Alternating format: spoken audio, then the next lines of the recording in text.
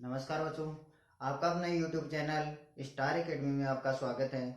आज हम आपको क्लास 12th का एक चैप्टर पढ़ाएंगे जिसका नाम है मैट्रिक्स या मैट्रिसेस। जिसको मैट्रिसेस ये है आपके 12th क्लास में और फर्स्ट ग्रेड सेकंड ग्रेड सभी में काम में आने वाला टॉपिक है। इसको हम अच्छे से पढ़ेंगे, जिसका लो लेवल से लेके हाई लेवल तक के क्वेश्चन आएंगे। जितने डीप क्वेश्चन बन सकते हैं उतने डीप क्वेश्चन पढ़ेंगे। पहले लेकिन 12th क्लास का हम चैप्टर पढ़ेंगे। 12th क्लास में जो चैप्टर हैं, जो एक्सरसाइज है, उनको कंप्लीट करेंगे।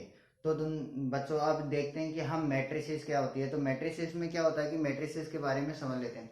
मैट्रिसेस एक ऐसा फॉर्मेट है जिसको पंक्ति और स्तंभ में रखा जाता है, यानी कि पंक्ति और स्तंभ में रखा जाता है। तो इस तरीके का एक फॉर्मेट होता है, जिसके अंदर इसको एक A11 A12 इस तरीके से ए वन एम तक चला जाएगा, सॉरी 1 n तक चला जाएगा। 2 1 2 2 इस तरीके से चला जाएगा। ये इस तरफ से जाएगा तो ये M1 तक चला जाएगा, सॉरी M1 तक चला जाएगा, M1 तक चला जाएगा। अब इसमें क्या होता है कि जिस इस तरीके से चला जाएगा तो यहाँ पर ये तो क्या है, पंक्ति है। ये तो क्या कहलाती हैं, पंक्ति कहलाती हैं। और ये क्या कहलाती है, स्तंभ कहलाते हैं। क्या कहलाते हैं, स्तंभ कहलाते हैं। अब ये तो स्तंभ कहलाते हैं, ये पंक्ति कहलाती है। पंक्ति को तो रोज से डिनोट करते हैं, तो रोज बोलते हैं, इसको कॉलम बोलते हैं, तो ये कॉलन होता है। और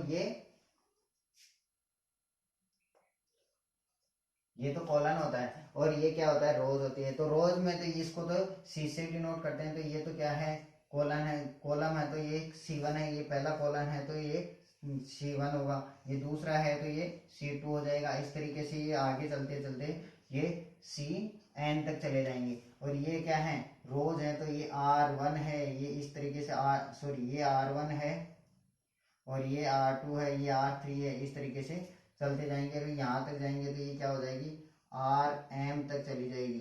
तो ये RM तक है। तो ये क्या है, पहले इस तरीके से हम करेंगे इसको। तो इस तरीके से हम करेंगे। तो यहाँ पर जो ये लास्ट का अवयव आ जाएगा, इसका नाम होगा MN। तो अब यहाँ पर जो ये मैट्रिक्स बनेगी, तो इस तरीके की मैट्रिक्स बनना है तो यहाँ पे पंक्ति और स्तंभ दो आएंगे। तो स्तंभ और पंक्ति आएंगे, तो इस तरीके से हम इसको अरेंज करना है, यानी कि इसको इस तरीके से व्यवस्थित करना। किसी भी अवयव को ये अवयव कहलाते हैं। ये अंदर जो भी नंबर लिखे हुए हैं ये अवयव कहलाते हैं। तो अवयवों को इस तरीके से लिखना ही ये क्या कहलाता है, सॉरी ये मैट्रिक्स कहलाता है। अब मैट्रिक्स के बारे में देख लेते हैं कि मैट्रिक्स कितने प्रकार की होती है। तो मैट्रिक्स के बारे में देखते हैं। तो अब मैट्रिक्स के बारे में देखते हैं। तो मैट्रिक्स का एक तो आता है order of matrix, order of matrix order of matrix. तो ऑर्डर ऑफ मैट्रिक्स आता है। तो इसको देखते हैं। तो ऑर्डर ऑफ मैट्रिक्स क्या होता है कि जैसे कि यहाँ पर ये कोई मैट्रिक्स मैंने ली, इसका अवयव है A11 A12 A13 2 1 A22 A23 A31 A32 A33 इस तरीके के अवयव हैं। तो यहाँ पर ये अवयव हैं। तो यहाँ पर जो अवयव बने हैं, तो इसमें कितने स्तंभ हैं, पहले तो यहाँ पे क्या आ जाएंगे, कितने स्तंभ हैं वो आ जाएंगे, और कितने पंक्ति हैं वो आ जाएंगी। तो यहाँ पर जैसे कि मैंने कहा कि यहाँ पे 3 अवयव, 3 है, 3 पंक्ति और 3 स्तंभ हैं। तो यहाँ पर जो लिखा जाएगा वो क्या होगा, इसको M क्रॉस N से डिनोट करते हैं, जो अभी अभी हमने लिखा था। यानी कि कहाँ से कहाँ तक चल रहे हैं, M तक चल रहे हैं, और इधर कहाँ तक चल रहे हैं, N तक चल रहे हैं। तो पहले तो पंक्ति लिखी जाती है, कितनी पंक्ति है, उसके बाद रोज लिखे जाते, सॉरी पहले तो पंक्ति लिखी जाती है, फिर बाद में स्तंभ लिखे जाते हैं। तो पहले तो रोज लिखे जाते हैं, फिर कॉलम लिखे जाते हैं। तो इस तरीके से रोज और कॉलम लिखे जाते हैं। तो यहाँ पर जो नंबर्स लिखे जाएंगे, पहले रोज लिखे जाएंगे, उसके बाद कॉलम लिखे जाएंगे। तो ये है इसके पंक्ति के, ये मैट्रिक्स के ऑर्डर हैं, यानी कि कितने की मैट्रिक्स है। तो ऑर्डर ऑफ मैट्रिक्स क्या कहलाती है, इसके इनको गुणा करने पर अवयवों की जो संख्या होगी ये क्या कहलाएगी, ऑर्डर ऑफ मैट्रिक्स कहलाएगी। अब इसके आगे देखते हैं मैट्रिक्स के प्रकार, टाइप्स ऑफ मैट्रिक्स। तो टाइप्स ऑफ मैट्रिक्स देखते हैं। तो टाइप्स ऑफ मैट्रिक्स कितने कितने टाइप से होती है, टाइप्स ऑफ मैट्रिक्स। अब टाइप्स ऑफ मैट्रिक्स देखते हैं। तो टाइप्स ऑफ मैट्रिक्स में देखेंगे तो पहला है अपना स्क्वायर मैट्रिक्स, पहला है स्क्वायर मैट्रिक्स।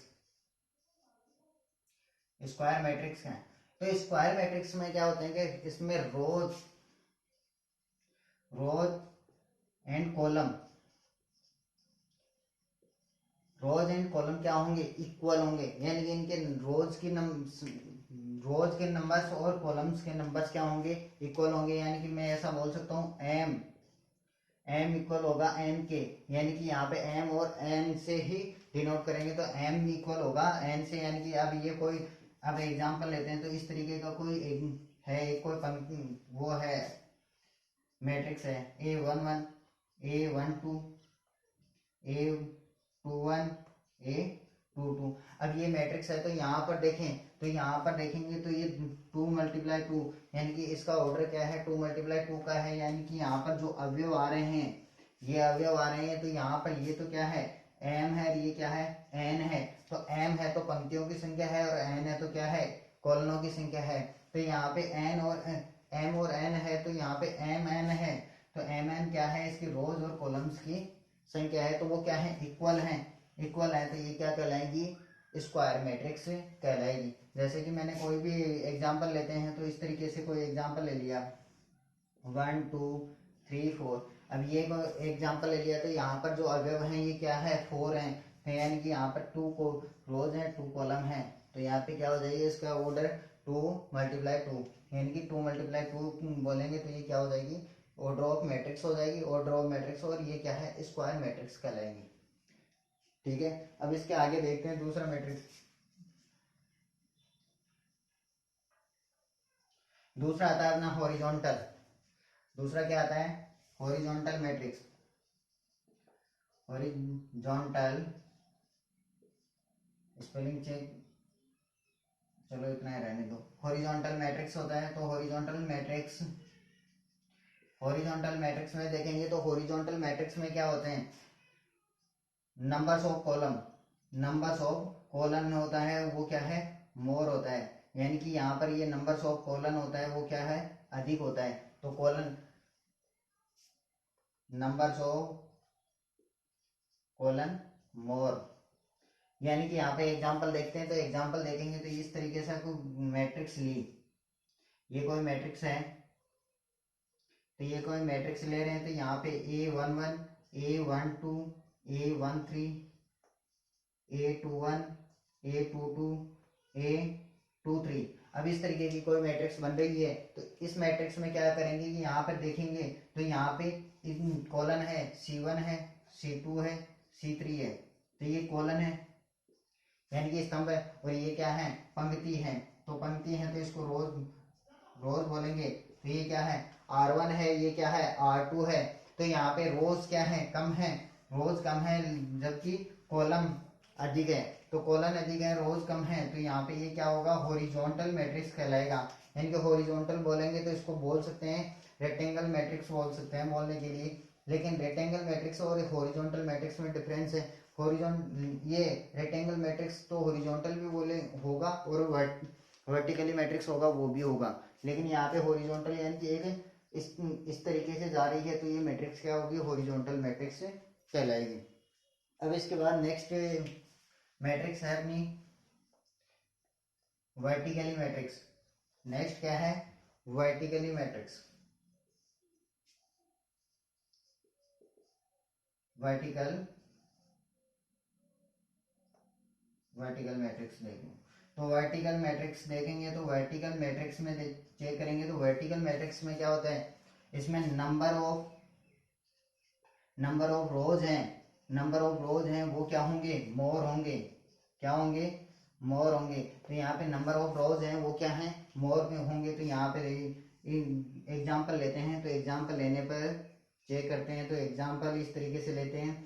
तो यहाँ A111, A12, A13, A21, A22, A23, A31, A32, A33, A41, A42, A43, इस तरह का मैट्रिक्स लिया। तो यहाँ पे इस मैट्रिक्स में क्या करेंगे, ये C1 है, ये C2 है, ये क्या है C3 है। इस तरीके का कॉलम बने, इसमें कॉलम है 3 है।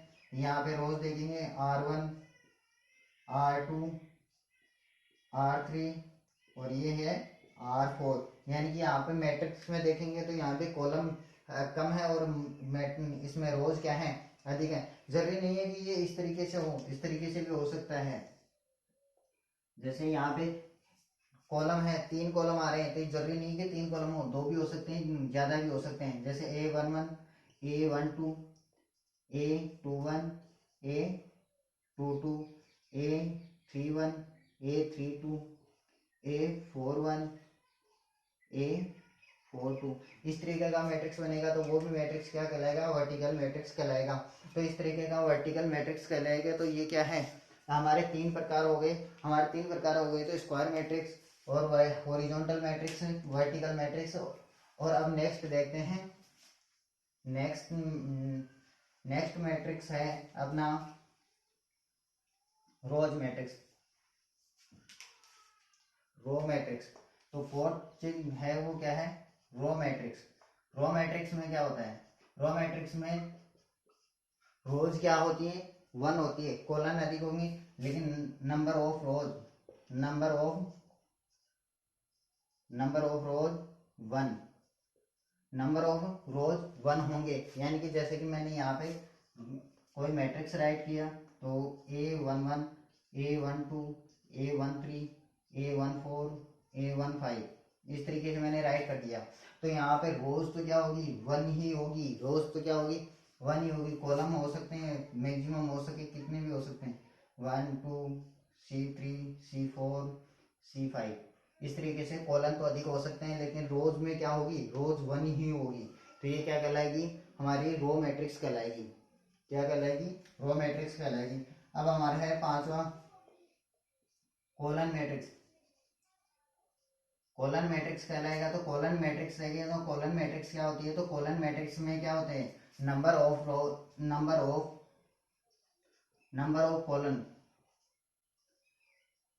नंबर ऑफ कॉलम क्या होंगे, 1 होगा। यहाँ पे रोज 1 आ रही थी और यहाँ पे क्या आएंगे, कॉलम 1 आएगा।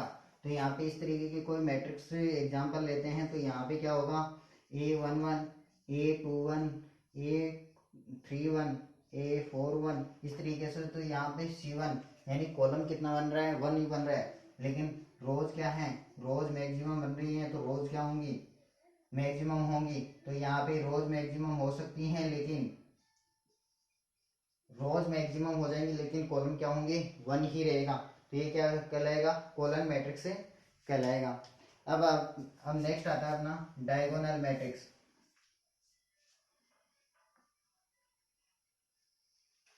अपना आता है डायगोनल मैट्रिक्स। तो डायगोनल मैट्रिक्स में देखें, डायगोनल मैट्रिक्स। तो डायगोनल मैट्रिक्स में क्या है, ये वीकेंड मैट्रिक्स कहलाता है। तो डायगोनल मैट्रिक्स बोलेंगे तो डायगोनल मैट्रिक्स में क्या होता है कि यहाँ पे ये, लेकिन डायगोनल मैट्रिक्स में एक कन्फर्म है कि यहाँ पे ये क्या होगा, स्क्वायर मैट्रिक्स में ही रूल फॉलो होगा। स्क्वायर मैट्रिक्स होना चाहिए, कंपलसरी है। तो ये क्या होना चाहिए, स्क्वायर मैट्रिक्स। तो ये स्क्वायर मैट्रिक्स होगा तो ही ये रूल फॉलो होगा। तो यहाँ पे ये क्या है, स्क्वायर मैट्रिक्स में होना चाहिए पहला रूल। तो उसके बाद क्या है कि यहाँ पे जो डायगोनल है, डायगोनल के एलिमेंट हैं A11, A12, A13, A21, A22, A23, A31, A32, A33। अब इस तरीके के अवयव आ गए। तो यहाँ पे क्या है, M=N, यहाँ पे जो अवयव होंगे वो क्या होंगे, यानी कि इसको I से और J से डिनोट करते हैं। तो I और J का मान, यानी कि I तो क्या है, आई तो क्या है रोज का, और जे क्या है कॉलन का। तो यहाँ पे आई और जे का मान क्या होगा, जो मान आ रहे हैं वो बराबर होंगे। तो यहाँ पे ये आ रहा है तो आई का मान 1 है, तो जे का मान भी क्या होगा 1 होगा। तो वो क्या कहलाएगा A11 अवयव कहलाएगा, A22 अवयव कहलाएगा, A33 अवयव कहलाएगा। तो ये एक डायगोनल बन रहा है, तो ये वर्ग का एक डायगोनल बन रहा है। तो ये डायगोनल बन रहा है, तो इसके अवयव तो क्या होंगे, कुछ मान होंगे उनके। इसके अलावा जो रिमेनिंग अवयव हैं वो क्या हो जाएंगे, रिमेनिंग अवयव हैं वो क्या हो जाएंगे, जीरो के इक्वल होंगे, यानी कि इनका मान जीरो होगा। तो यहाँ पे ये जीरो होगा, तो ये क्या कहलाएगा डायगोनल कहलाएगा। अब डायगोनल में क्या है, इसके मान चेंज हो सकते हैं, ये कंपलसरी नहीं कि इसका मान क्या है, इसका मान क्या है, इसका मान क्या है, सभी का मान अलग अलग हो सकते हैं। अब इसके बाद आता है अपना स्केलर मैट्रिक्स। इसके बाद आता है अपना scalar matrix. Scalar matrix, scalar matrix में क्या होता है कि स्केलर मैट्रिक्स में ये होता है कि यहाँ पर भी ये भी क्या है स्क्वायर मैट्रिक्स में होना चाहिए। पहला तो रूल यही है कि स्क्वायर मैट्रिक्स में होना चाहिए। स्क्वायर मैट्रिक्स के अलावा इसमें क्या होना चाहिए कि ऐसा कोई हमने एक मैट्रिक्स ले लिया, तो मैट्रिक्स ले रहे हैं तो A11 A12 A13 A21 A22 A23 A31 A32 A33। अब इस तरीके के डायगोनल आ गए, तो यहाँ पे डायगोनल आने पर इसके मान क्या है कि जैसे कि यहाँ पे है तो यहाँ पे ये मैट्रिक्स आ गई, तो इसके डायगोनल है, डायगोनल के मान जो होंगे, डायगोनल का जो मान होगा यानी कि जो डायगोनल है उसके मान अवयव ही इसके मान होंगे। तो यहाँ पे जो मान आ रहे हैं A11 equal A22 equal A33, यानी कि जो अवयव हैं ये A11 जो ये डायगोनल के अवयव हैं उनका मान क्या होगा इक्वल होगा। तो यहाँ पे जितना भी मान होगा, जैसे मानो कि 1 है तो 1 होगा, 2 है तो 2 होगा, √2 है तो √2 होगा, जितना भी मान होगा तो ये क्या होंगे, सभी के मान बराबर होंगे। तो ये क्या होगा स्केलर मैट्रिक्स कहलाएगा। स्केलर मैट्रिक्स कहलाएगा, तो ये क्या है स्केलर मैट्रिक्स है। अब इसके बाद आता है अपना, अब इसके बाद आता है यूनिट मैट्रिक्स या आइडेंटिटी मैट्रिक्स। तो यूनिट मैट्रिक्स बोल दो चाहे आइडेंटिटी मैट्रिक्स बोल दो सेम है। तो अपने नेक्स्ट है यूनिट मैट्रिक्स। यूनिट मैट्रिक्स है तो यूनिट मैट्रिक्स चेक कर लेते हैं यूनिट मैट्रिक्स क्या होती है।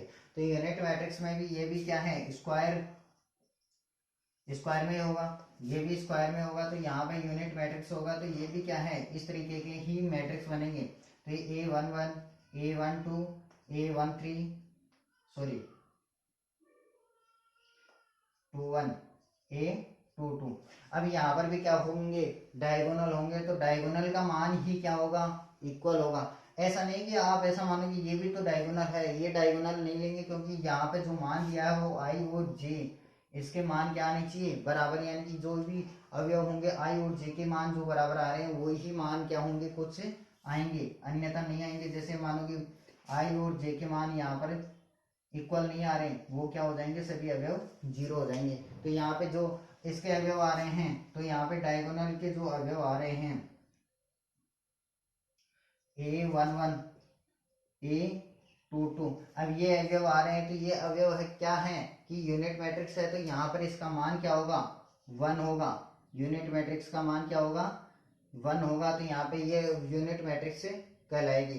तो यहाँ पे आइडेंटिटी मैट्रिक्स बोल दो चाहे यूनिट मैट्रिक्स बोल दो, ये सेम ही बात है। तो यहाँ पे ये हो गया। अब इसके बाद आता है नेक्स्ट है अपना नल मैट्रिक्स। नेक्स्ट है नल मैट्रिक्स। नल मैट्रिक्स है तो नल मैट्रिक्स में चेक करते हैं तो नल मैट्रिक्स क्या होती है। तो नल मैट्रिक्स क्या है कि नल मैट्रिक्स में क्या है कि टोटल अवयव क्या होंगे जीरो होंगे, टोटल अवयव क्या होंगे जीरो होंगे। ये टोटल अवयव क्या होंगे जीरो होंगे। तो इसके जो टोटल अवयव जीरो होंगे तो वो क्या कहलाएंगे नल मैट्रिक्स कहलाएंगे। ये इसमें कंपलसरी नहीं है, किसी भी में भी हो सकता है, ये स्क्वायर में भी हो सकता है, रेक्टेंगल में भी हो सकता है। इसके आफ्टर आता है अपना अपर ट्राइंगल मैट्रिक्स। अपर ट्राइंगल मैट्रिक्स में होता है तो अपर ट्राइंगल मैट्रिक्स देख लेते हैं। तो अपर ट्राइंगल